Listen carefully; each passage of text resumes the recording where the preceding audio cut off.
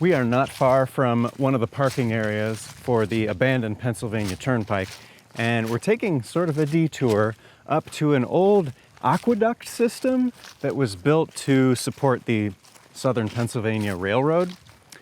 I think it's about a quarter of a mile up this way. We'll see. We'll try following the red dots. I don't know. Indicators. All right, geez, I feel like we haven't even gotten started, and we've already found a structure here. We've discovered a ruin. Yeah, I think this used to be an old dynamite shed for storing dynamite. Not very big. It isn't. You could not put a whole lot of dynamite in here at once. But just for local purposes, I guess, this was enough. Interesting. I feel better knowing that we found the dynamite shed, because that means that we are on the right trail. Okay. So, A marker. off we go.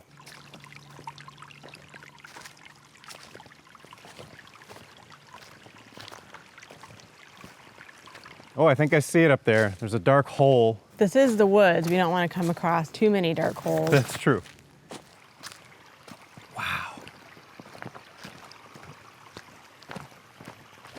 Surprised this is still here. Yeah, it's kind of crazy. It's out here all alone. And it was also built in the 1800s at the same time as the Sidling Hill Tunnel. Looks otherworldly. Yeah. Watch out, these are very, very loose rocks. So proceed with caution.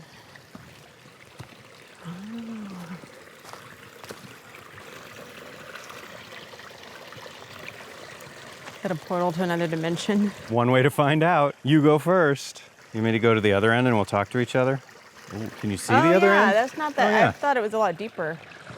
Okay, you can see through to the other side. It's 15 feet high, 10 feet wide, and 199 feet long. I think the dimensions might be the entire structure, not the tunnel itself. Right. That would make more sense, because this isn't much taller than I am on the inside.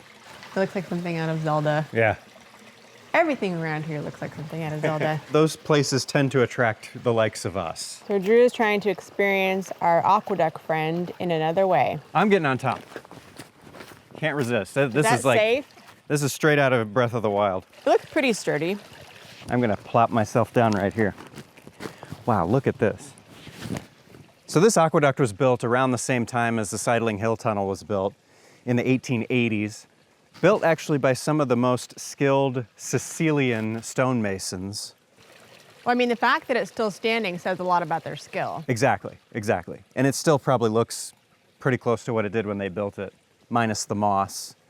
But yeah, they didn't use any mortar between these stones. It's entirely held together by itself. And if the water was a little deeper, I would jump right in.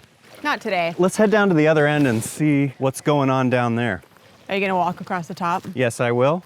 It's like a perfect little grassy mound area. So this was built to support the South Pennsylvania Railroad, which required several bridges and aqueducts to carry the rail over different rivers and streams. Uh-oh, she's making the climb. This is a nice highlight to kind of see after we just explored a lot of the abandoned Pennsylvania Turnpike section. Yeah. And what's nice about the aqueduct is that the railroad that we saw, the Pennsylvania Turnpike that we saw, it was very used. There are a lot of people there, a lot of graffiti, a lot of trash. Yeah. But this is a piece of history from the 1800s that still looks pristine. I was going to say the same thing. It's almost untouched other than by nature. So this is where the water flows in to the aqueduct. And then, of course, it flows out on the far end down there. And it's nice. This is a really nice find in the woods. Yeah. Well, we've got some more fun places to explore today, so we're going to head out. But this really cool find here in the woods of Pennsylvania.